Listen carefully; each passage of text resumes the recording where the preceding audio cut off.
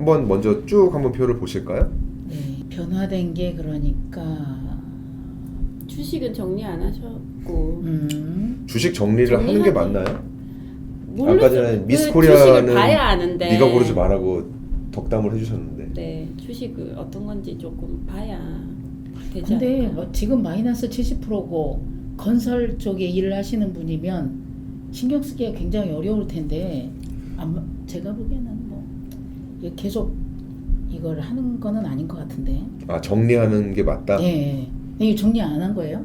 그래서 상담을 2차례 3차례 정도를 하면서 이거 주식이 뭐냐라고 봤는데 저도 처음 보는 회사였고 코스닥 주식이었고 또 이분 얘기로는 동료가 정말 좋다라고 해서 했는데 근데 저희가 정리해드리기 어렵습니다. 왜냐면 이게 그대로 계속 안 오르면 상관없어요. 그런데 몇 년 있다가 한 10년 지나가지고 올랐어요. 오른 거를 딱 보고 아 그때 괜히 정리했잖아 이렇게 하시면 우리 탓이 되거든요. 멱살 잡히죠. 그래서 저희는 여기에서는 좀 하기 어려울 것 같네요. 멱살 잡히고도 깨라고 하실 건가요? 아니 스스로 판단해야지 그걸 누가 뭐 하라 마라 그러나. 저는 이거 얘기했는데 사실은 근데 제 생각에는 아닌 것 같네. 뭐가 아니에요? 자기 스스로 판단해서 한 게 아니고 누가 주변에서 좋다 하니까 한 거 아니야 결론은. 뭐 그렇죠. 근데 그 사람이 그럼 친구가 이거를 관리를 해줄 거야? 그것도 아니잖아. 파는 건 자기 해야지. 올랐으면 얘기가 달라졌겠죠. 산 거는 추천을 받을 수 있는데 파는 건 자기 해야 돼요. 파는 거는. 그럼 누구 탓을 할 거야 이 사람은? 그래서 저도 사실은 파는 거에 대한 얘기를 조심스럽게 꺼냈는데 두 분이 결정 못 하시더라고요. 그러니까 이제 처음 들어간 돈 생각하니까 반토막도 힘든데 70%가 마이너스가 난 거잖아요. 네. 결정을 못 했고 인정한다 그랬습니다. 뭐 제가 재무 상담사긴 하지만 모든 솔루션을 막 제 마음대로 끌고 가는 건 아니잖아요. 우리 역할이. 본인들이 판단할 수 있도록 저는 일단 좀 더 기다리겠다고 하길래 기다리자고 저는 그 부분에 동의를 했고요. 네. 주식 놔뒀습니다. 네. 우리는 원칙만 알려드리고 네. 결단은 본인들이 직접 하시는 거죠. 뭐. 멱살 잡히기 싫었어요. 그건 당연하죠.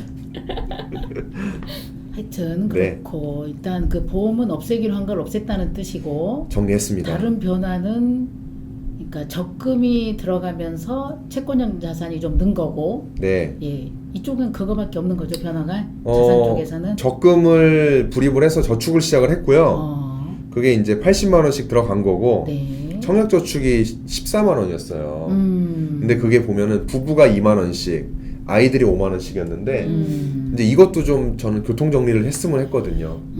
근데 이제 이것도 일단은 그분들의 뜻이 금액을 줄여선 가겠다. 대신에 이제 뭐 해지하거나 하는 거는 원하진 않는다 그래서 2만 원씩 4개로 해서 8만 원 불입하는 걸로 정리를 했고 청약저축은 유지하는 걸로 정리를 했습니다. 예.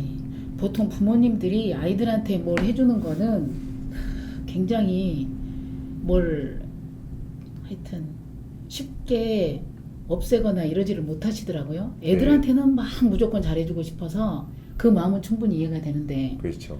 뭐 지금 집 사고 이런 게 좀 큰 목표라고 해도 꼭 이런 거 애들 거 이름으로 다 넣어주고 네. 애들 보면 무조건 많이 들어주고 이런 사람들이 사실은 좀 많아요. 근데 중요할 때 깨지니까 문제는. 예. 깨지지 않으면 되는데 깨지니까.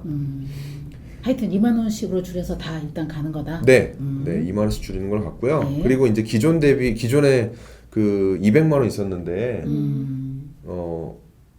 그 유동성이 좀 작다고 봤어요.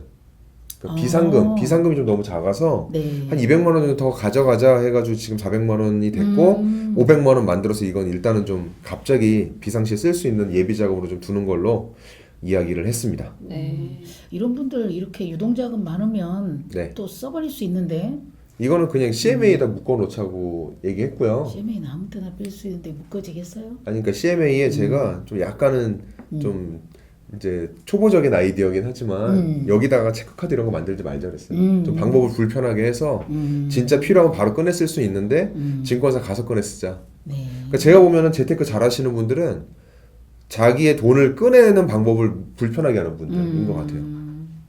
그래서 일단 되게 불편하게 만들고 있어요, 제가 이분들. 네. 요새 또 휴대폰 보면 지문으로도 막 뽑고 그러잖아요. 그래서 만약에 이 500만 원이 또 줄거나 그러면 지문을 지워버리겠다. 누구 상대방 지문을 지운다고? 네, 지문을 지우든가 그 휴대폰에 그 동그란 버튼을 빼버리든가. 전화로 그런 얘기를 다 하셨다고요? 전화로 했습니다. 이거 진짜 얼굴도 이분 얼굴 못 뵀어요. 아니 그 얘기를 했다고? 아니 그 웃자고 한 거예요. 마지막에는 이제 이분들이 결과가 좋아지니까 네. 농담도 하고 막 그랬거든요. 네. 그런 얘기도 했었고 네. 또 이제 제가 가장 좋아하는 네.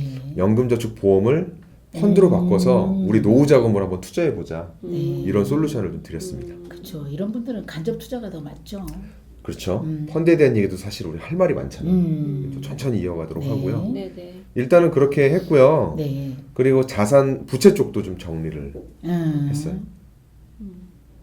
약관 대출이 다 없어졌다는 뜻이죠? 약관 대출이 400이었나? 약관 네. 대출이 1,500. 1100?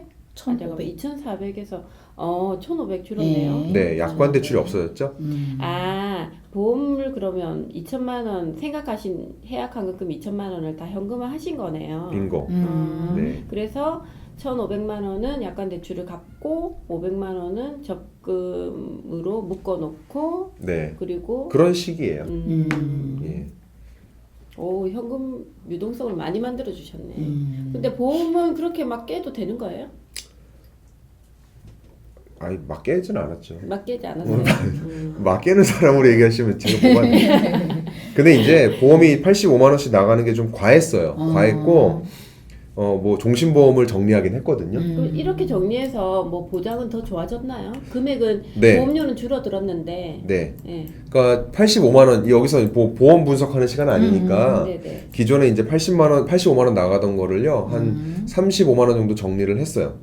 그래서 이제 35만 원이 아니다 좀 더 해가지고 부족한 보장은 넣었는데 그 중에 핵심은 이 종신보험을 정리했거든요. 네. 근데 이제 오해가 없어야 되는 게 저는 종신보험이 좋다 나쁘다 얘기를 하는 게 아니라 지금 이 상황에서 매월 30만 원씩 나가는 건 좀 무리하다고 본 거죠. 그래서 그걸 정리를 했고 대신에 그 해지 환급금으로 상징적으로 이제 우리 생활비 때문에 빚진 거는 털자. 다시 스타트를 하자. 신용대출도 같이 이 신용대출도 껐어야 됐을까요? 어떻게 생각하세요? 아니 그 이자율이 중요하죠. 이자율이 얼마나 되냐에 따라. 이자율이 근데 중요한가요? 아까 이자율이 낮다고 하셨잖아요. 근데 저는 이런 경우도 있어요. 이게 만약에 신용대출이 그 소비로 인한 대출이었다면 금리가 높든 안 높든 다 싹 정리할 수 있는 구조를 일부러 짜기도 해요. 금리와 별개로. 왜냐면 이거는 어떻게 보면 마음의 또 결단이다 보니까 금리 1~2% 하면 그렇게 큰 금액은 아닐 수도 있거든요. 그렇지만 이제 우리가 더 이상 지출로는 빚내고 살지 않겠다라는 그 결단으로 그렇죠. 예. 네, 신용대출은 좀 남겨놨고 약관대출 먼저. 마이너스 통장은 없었나 봐요. 마이너스 통장은 없었어요. 오, 다행이네요. 네, 다행히. 신용대출도 이제 매월 갚아나가는 구조면은 괜찮은데 이제 마이너스 통장은 이제 가장 해서는 안 될 일순위죠. 대출인 없애야 거죠. 되는 일순위. 일순위죠. 네, 네, 맞습니다. 그래서 보시면은 순자산의 변화는 거의 없어요. 네네네. 네. 그럼 이제 저축 늘어나는 것부터 다시 얘기를 해보죠. 뭐.